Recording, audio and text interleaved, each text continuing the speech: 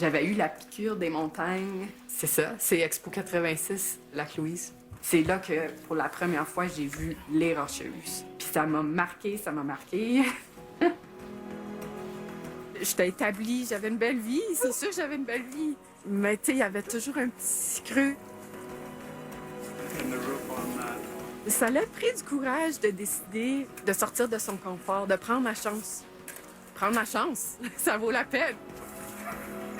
Voici l'histoire de Mont 180.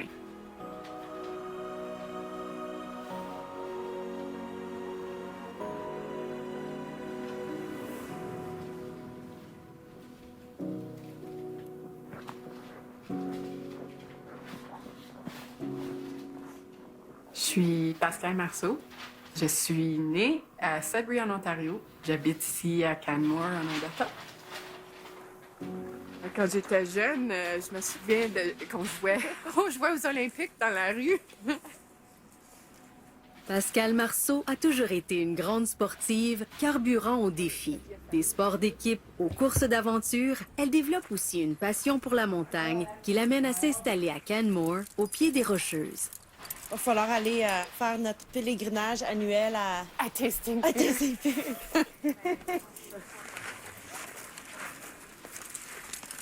À chaque fois qu'on arrive à une paroisse, c'est beau, c'est différent. La glace, j'adore la glace. La voie s'appelle Hers, comme elle. Puis celle-ci, c'est His. Fait que c'est His and Hers. On embarque sur Hers. Looking good! Thank you. Maud, c'est une bonne amie à Canmore. On avait un bon ami en commun. Il avait organisé une journée de ski. C'était une journée comme semi-guidée, hein, avec un petit peu d'instruction. C'était vraiment bien. Ouais. Je me souviens, on était en route, puis on apprenait à se connaître. Puis, tu sais, Maud, elle a des enfants, ça fait qu'on on se préoccupe toujours du risque, surtout quand on va faire du ski. Je me souviens quand elle a dit « Tu penses-tu qu'il y a un risque d'avalanche aujourd'hui? » Mais tu sais, c'est-tu possible qu'il va y avoir des avalanches là? Là, j'étais comme oui. Ouais, moi, il faut toujours que je revienne pour le souper, c'est sûr. On a fait du ski ensemble, des glaciers, de l'escalade de glace. Puis on va faire des aventures au futur ensemble, puis des belles montagnes, c'est sûr. Ça paraît bien quand même, ton affaire, Maud. Quand on est en pleine grimpe là, sur la paroi, il n'y a rien d'autre. Là. Ça clarifie l'esprit parce que le focus est à 100% sur les mouvements, sur le corps, comment on se ressent. Puis c'est un bon exercice mental aussi d'avoir confiance. Puis si on perd un peu confiance, on a un peu peur de contrôler ça. Puis juste aussi de regarder ce qui s'en vient, les décisions de où mettre le piolet. C'est vraiment, on s'engage là, corps et âme à 100%, puis ça fait du bien. Pascal a grandi à Sudbury, dans le nord de l'Ontario. À la fin de ses études secondaires, elle n'est pas certaine du chemin qu'elle souhaite emprunter. C'est vraiment mon enfance, là, à Sudbury. Puis ma mère, elle habite encore à la même maison. Au secondaire, j'avais plusieurs intérêts. J'adorais le sport, j'aimais les mathématiques, j'étais mordue de ça, j'aimais la science, j'étais pas sûre, tu sais, biologie, chimie, physique. Ben, physique moins, là. En tout cas, je savais pas quoi choisir, ça fait que j'ai appliqué à plusieurs programmes. Kinésiologie à Sudbury, à maison. Comptabilité, dans le sud de l'Ontario. Puis j'avais appliqué pour l'ingénierie à Ottawa. Quand on va à notre cérémonie de graduation, puis remettre les diplômes, ils vont lire ce que tu mets sur le papier, puis j'étais pas sûre quoi mettre. Fait que ce que j'ai fait, c'est que j'ai mis les 3 choix sur le petit papier, dans un cercle, pour pas qu'il y ait un ordre de priorité. Puis je me suis dit, la première chose qu'ils vont lire quand ils me donnent mon diplôme, ça va être là que je vais enligner. C'est le moment où est-ce qu'ils m'ont donné le diplôme puis ils ont lu que j'allais aller en ingénierie à l'Université d'Ottawa. Mon premier emploi, c'était à Brockville, dans l'Est ontarien. C'était proche du nord-est américain des montagnes. On étudiait les cartes en semaine, les rapports forestiers sur quels arbres qui ont été coupés en quelle année pour trouver où est-ce qu'il y aurait une meilleure ligne pour skier. S'échapper en fin de semaine, vivre ces émotions fortes-là, se recharger, c'était vraiment ça. En 2006, j'ai eu une chance incroyable de prendre un nouvel emploi qui était avec une compagnie, un start-up dans le fond. Puis notre but, on essayait vraiment d'être les premiers au monde à convertir les déchets municipaux en électricité. Parallèlement à son travail pour la start-up, Pascale peaufine ses connaissances en randonnée hivernale.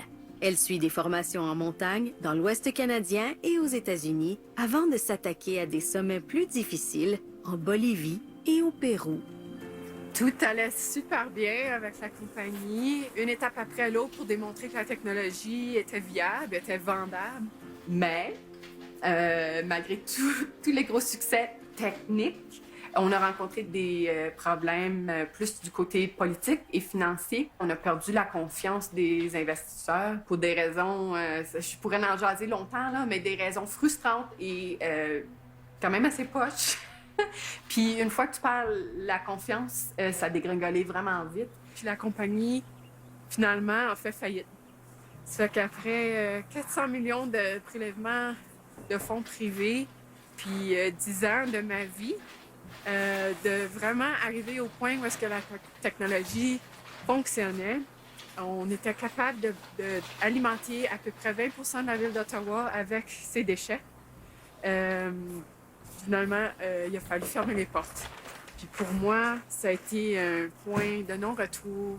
Ça a été vraiment marquant. Puis en plus, qu'il a fallu débâtir l'usine, puis retourner le tout à terrain vert comme on l'avait trouvé. C'est comme encore plus dur à avaler. Ça m'a vraiment... ça m'a vraiment marqué. Là. C'était ma vie.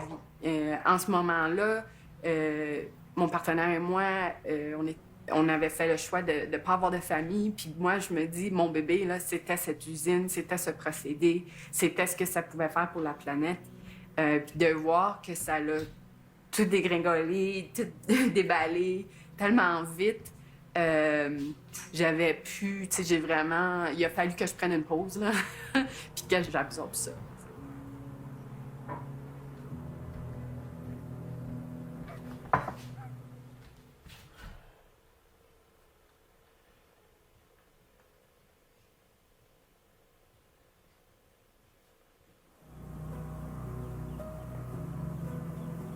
Je n'avais plus de travail, ça fait que je me suis dit, je me prends du temps, puis je vais aller faire quelque chose que je pourrais jamais faire quand j'aurai encore un emploi.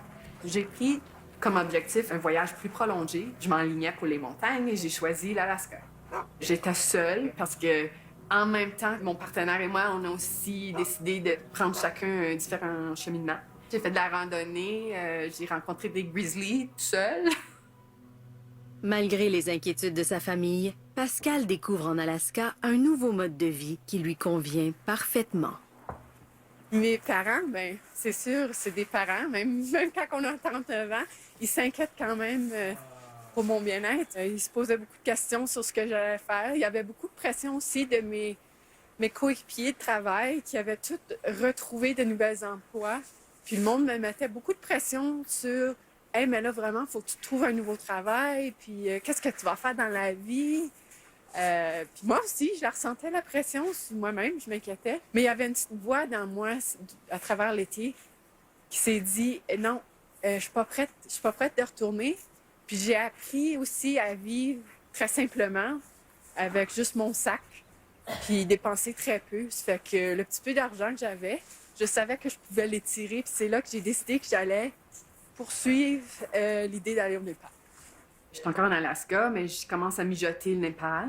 Je suis en traversier, en route entre l'Alaska. Je m'en vais maintenant pour passer du temps au Yukon. Et un autre point tournant dans la vie, j'ai rencontré Lonnie.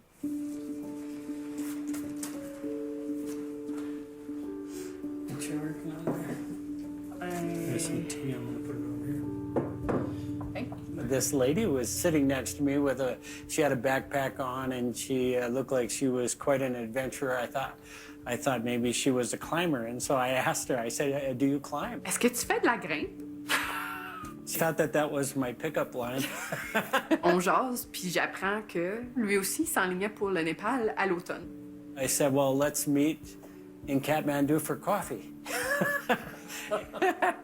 First we started walking together, and then we were like sitting beside each other for the dinners. And then we started talking about expeditions, future climbs, actually. And then I got to hear about some of the incredible things you had done as well, which you didn't share on the ferry boat. Aventurier américain, Lonnie est un spécialiste des expéditions hivernales dont les accomplissements sont reconnus sur la scène internationale. Ben là, eux sont repartis en Amérique du Nord. Moi, il me restait encore un peu de temps avant Noël. Ça fait que c'est là que tout a commencé à vraiment changer. J'ai commencé à rencontrer du monde qui vivait vraiment une vie non conventionnelle. Tu sais, ils travaillaient, mais leur travail leur permettait beaucoup plus de liberté, d'être moins attachés à une place, à une ville, à une maison. Fait que je commençais à mijoter. Mais là, c'était le temps là, de retourner, puis il fallait vraiment que je me trouve un emploi. Puis j'ai appris qu'il y avait une compagnie de consulting, vraiment en industrie, mais axée sur l'aspect risque. Mais c'était des contrats. Ça fait que soudainement, c'était comme « Ah, ça se peut là, que je viens de trouver une solution qui va me permettre vraiment de changer la vie. » Pascal devient consultante, un travail qui lui offre la flexibilité nécessaire pour faire son 180 et changer de vie. So you got a mix of both worlds. En même temps, j'ai commencé une relation avec Lonnie, puis j'ai appris comment ouvrir l'esprit vers une manière de vivre encore moins conventionnelle, qui permet de passer plus de temps pour apprécier les connexions avec la famille, avec la communauté, avec la nature, avec notre partenaire. Ce qu'on a développé ensemble, c'est, tu sais, le monde parle tout de comment inventer plus de temps, comment trouver du temps dans la vie. On dirait que j'ai trouvé du temps. You needed something else. You were missing something else in your life, and nature, of course, will give you that right away, almost. Ça a l'air vraiment peut-être une belle histoire, bien facile, mais dans le fond, c'est quand même, c'était épeurant, là, c'était difficile. The amount of education and the amount of love she has for what the field she was in wasn't easy to leave. J'avançais là, dans ma carrière, j'étais rendue, ça aurait été dans les niveaux exécutifs. J'avais inventé un procédé, j'avais des patents à mon nom. Ça aurait pu continuer. Puis c'était dans le monde de l'environnement, de la planète. C'était vraiment mon rêve. Puis de tout laisser. J'ai laissé le salaire, j'ai laissé une pension, j'ai vendu la maison, j'ai vendu mon auto. Je suis partie avec 2 sacs. J'ai vendu mes 6 bicyclettes spécifiques pour chaque type de terrain. Mais ce que j'ai trouvé, je ne le rechangerai jamais. Là. Ce qu'on retrouve, c'est ça. C'est ce qui nous fait vivre, c'est ce qui fait le cœur qui bat. C'est la vie.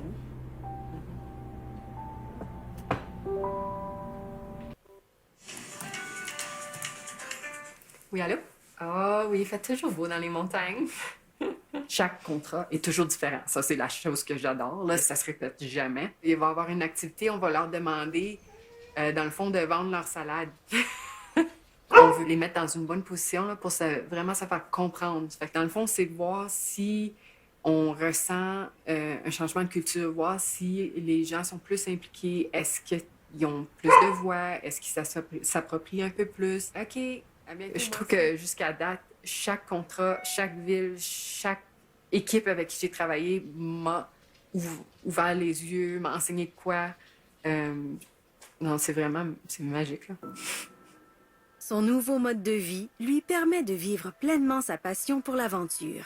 Aux côtés de Lonnie, Pascal entreprend des expéditions de plus en plus longues et complexes. Je tenais vraiment à cœur de faire un projet au Canada. Ça fait que Lonnie m'a dit, trouve-nous un projet au Canada. Ça fait que j'ai trouvé le mont Lucania dans le Yukon, au parc national Kluane. C'est la 3e plus haute montagne au Canada. Puis en faisant de la recherche sur Lucania, j'ai vu qu'il n'y avait vraiment pas de littérature ou de rapport, sauf la première ascension en 1937. On a choisi une expédition hivernale. Finalement, les conditions n'étaient pas comme elles étaient en 1937 pour la première ascension. Puis il y avait moins de neige, ça fait que les glaciers étaient vraiment, vraiment crevassés, très accidentés. On pouvait vraiment pas faire de progrès. Ça fait qu'on a dû rebrousser chemin, puis on a choisi un autre aspect de la montagne. Ça fait que ça a pris beaucoup de temps. On faisait du testing pour l'équipement, puis finalement, il y a eu un problème. Les sacs de couchage, ils ont glacé. Une nuit, je me suis couchée, là, puis on dirait que j'étais couchée sur des glaçons. C'était plus fun. Donc, c'est là qu'on a pris la décision que c'était encore là, c'était trop dangereux. Là. Il y aurait eu gros risque d'hypothermie. Ça fait qu'on a rebroussé chemin encore. On a choisi un mont à côté du mont Lucania, qui est le mont Wood. On l'a fait. C'était la première ascension hivernale du mont Wood. Puis c'était aussi la première ascension féminine de n'importe quelle montagne, plus au nord que 60 degrés, là, latitude. Donc, même les gros sommets populaires comme Denali, Logan, n'ont jamais été grimpés par une femme en hiver. Malgré une première tentative ratée sur le mythique mont Lucania, qui est la 3e plus haute montagne au Canada, Pascal n'a pas dit son dernier mot. Une fois qu'on a passé du temps avec une montagne investie, c'était pas fini, Lucania. C'est là que Lonnie m'a planté l'idée de faire une ascension féminine. Puis pour moi, j'y avais pas pensé. Puis c'était vraiment, ça, tu sais, c'était comme, hey, ben oui, quelle belle idée. L'aspect féminin, pour moi, c'est nouveau. J'ai travaillé en ingénierie dans le monde industriel.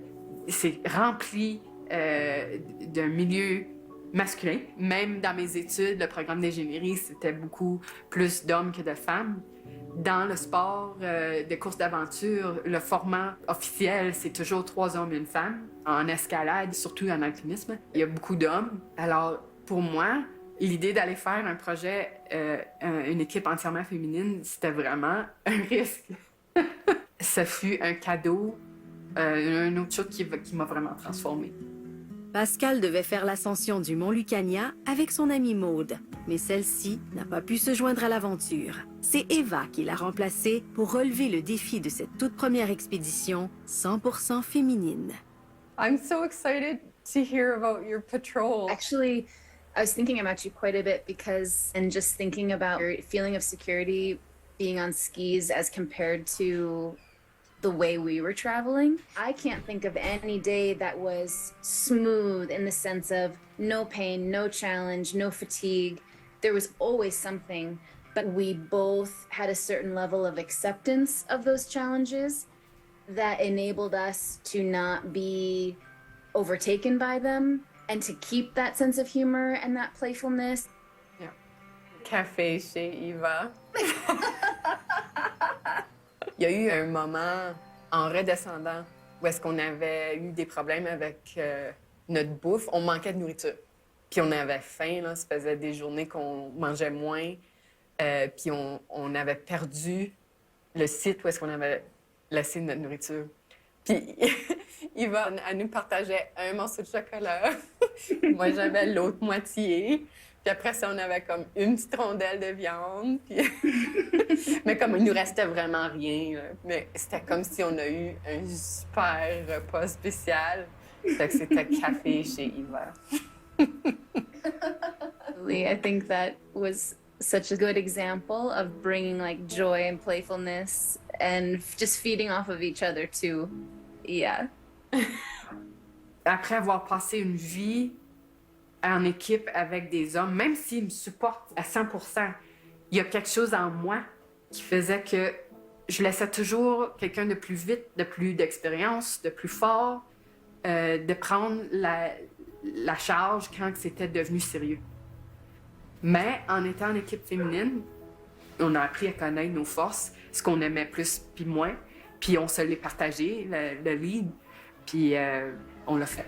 So it was very empowering. I mean, I wish there was a different word to use, but it truly was empowering to be making those decisions for ourselves. And I felt we were capable of so much more than I even thought we were, because I felt I was able to step up in moments where I know I would have stepped back if the dynamic of the group was different. Ça va être dur à battre, cette expédition-là. Là. Ça va être probablement la meilleure de ma vie. Until this point in my life, it's the experience when I felt the strongest I think I ever have felt. Je garde avec moi de cette expédition-là une confiance complètement différente. Wouhou! C'est toujours le fun, hein? C'est beau? Je suis à 100% fière d'avoir fait un changement de vie qui me permet de vivre ma passion, d'être en nature, de faire un beau ballon entre l'aventure puis le travail aussi, là. Tous les matins encore, je me réveille puis je me dis, c'est-tu vraiment ça ma vie? Je suis fière des choix que j'ai faits, de l'avenir et de la vie que j'ai créée avec mes choix. Ça l'a pris du courage de décider. Tu sais, j'étais pas sûre, mais ça a valu la peine. Je pense que Pascal, qui est ici, était toujours là. Celle qui était curieuse, celle qui aime apprendre, celle qui a un gros feu d'allumer, a juste réalisé que c'est ça qui compte, le feu, il faut le garder allumé, puis il faut l'aimer.